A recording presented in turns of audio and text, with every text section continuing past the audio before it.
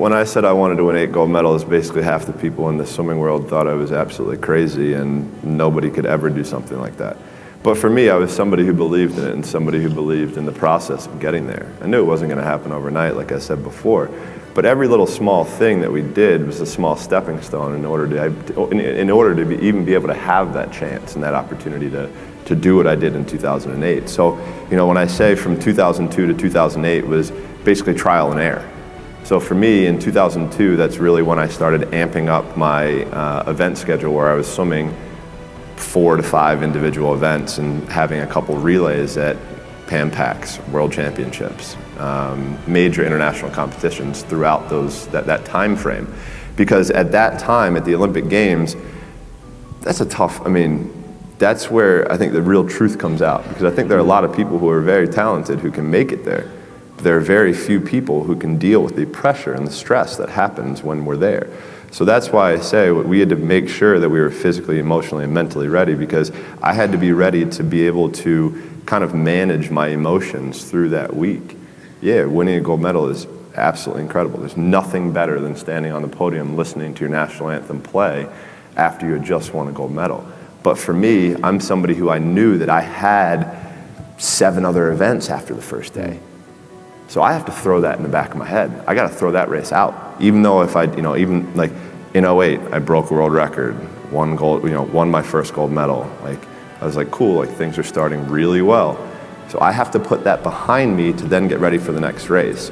And on top of that, I have to make sure I'm eating the right amount, I'm sleeping the right amount, my body is as fresh as I can possibly be. So that means sitting in an ice tank, getting massages, getting stretched, all of these small things that end up adding up to the major end result. And that was something that we learned through that process. So for us, we always also tried to compare.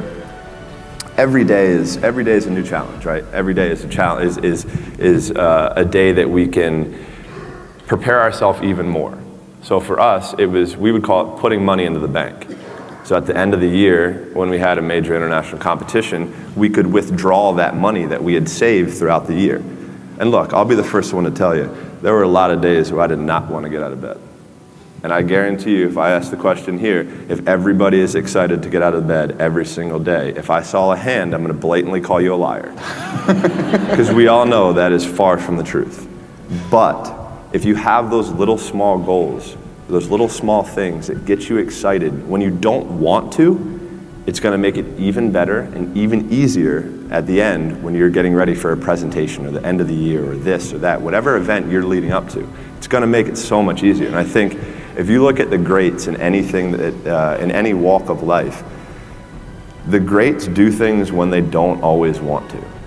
And that's the separation. For me, that's what I've found. Because I can sure as hell tell you that there were days where I hated my coach.